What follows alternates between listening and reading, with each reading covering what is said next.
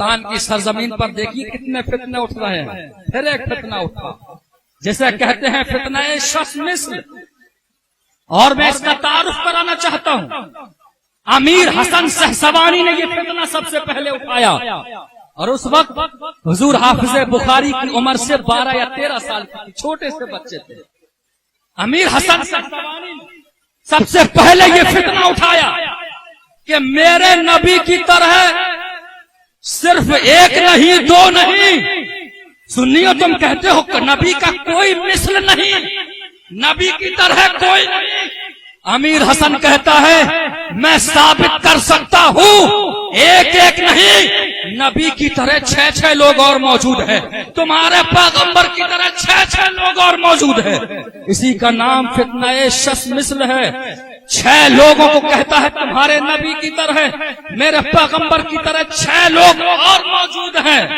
حافظ بخاری 12 سال کی عمر ہے، بدائیوں میں پڑھ رہے ہیں. پتا چلا کہ امیر حسن سہسوانی نے فتنہ اٹھایا ہے. حافظ بخاری عید کا دن ہے، کل عید ہے، سہسوان کی سرزمین ہے، بدائیوں میں پڑھتے ہیں.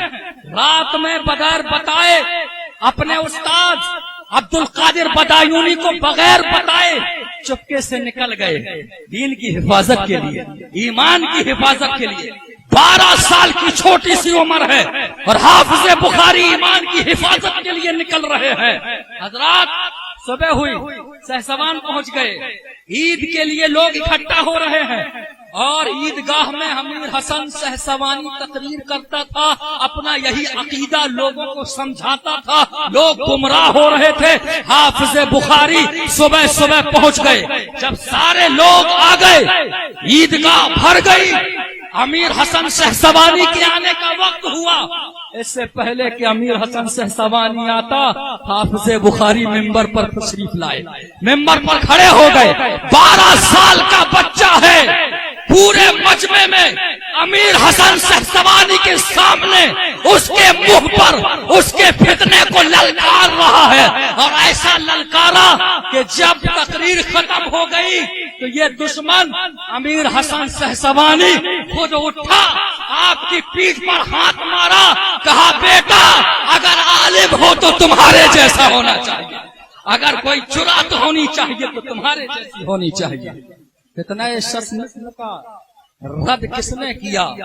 یہ جو فتنہ ہندوستان کی سرزمین پر اٹھا تھا، اس فتنے کا رد سب سے پہلے حافظ بخاری رضی اللہ تعالیٰ عنہ نے کیا. اب امیر حسن سہسوانی کو سب لوگ دیکھ رہے ہیں، کہا بوڑھا ہو گیا ہے اور بچے کے سامنے زبان نہیں کھلتی، بچے کے سامنے زبان نہیں کھلتی، بوڑھا ہو گیا، 60 سال کی عمر ہو گئی، پڑھتے پڑھاتے کئی کتابوں کا مصنف ہے، اور 12 سال کے بچے کے سامنے تیری زبان نہیں کھلتی. مگر امیر حسن سہسوانی سے پوچھو زبان کھلے کیسے؟ جو زبان، جس زبان پر مولا علی کا علم بول رہا ہو، اس زبان کے سامنے کس کی زبان کھل سکتی ہے؟ اس زبان کے سامنے تو ساری زبانیں گم ہو جاتی ہیں جس زبان پر مولا علی کا علم بول رہا ہو. حضرات سہسوانی نے سمجھ لیا امیر حسن نے اس بچے سے ہم مقابلہ نہیں کر سکتے. خط لکھا، عبد القادر بدایونی السلام علیکم، آپ کے مدرسے کا ایک بچہ عبد الصمد نام ہے، ہماری عیدگاہ میں ہمارے سامنے ہمارے خلاف تقریر کر کے گیا ہے.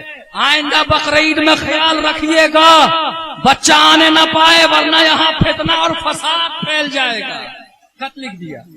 عبد القادر بدانی آپ کے استاد، خط لکھا آئندہ یہ بچہ نہ آنے پائے. حافظ بخاری کے استاد عبد القادر بدایوں نے خط دیکھا اور خط دیکھنے کے بعد مسکرا دیے. جانتے ہو مسکراہٹ کیا کہہ رہی تھی؟ ارے نادانو، اسی دن کے لیے تو میں نے انہیں تیار کر کے رکھا ہے، اسی دن کے لیے تو میں خون جگر پلا رہا ہوں.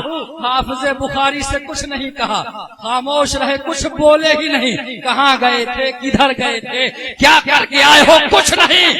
معلوم تھا میرا یہ لاڈلا خاموش نہیں بیٹھے گا، جب بقرعید آئے گی تو دوبارہ امیر حسن کی خبر لے گا، دوبارہ امیر حسن کے فتنے کو کب آئے گا؟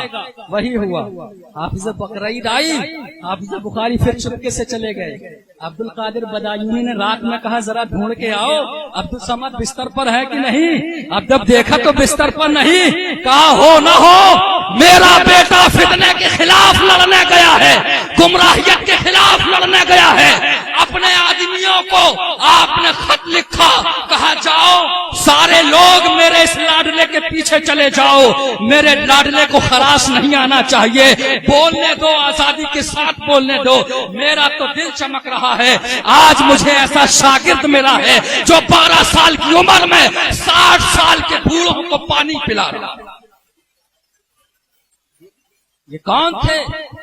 حافظ بخاری، جنہوں نے سب سے پہلے فتنہ شس مثل کے خلاف لکھا بھی، بولا بھی، اور ایسا لکھا آج پبلک کو پتا نہیں ہے کہ یہ مثل شس مثل کیا ہے، یہ کون سا فتنہ تھا، کب اٹھا تھا، کب چلا گیا۔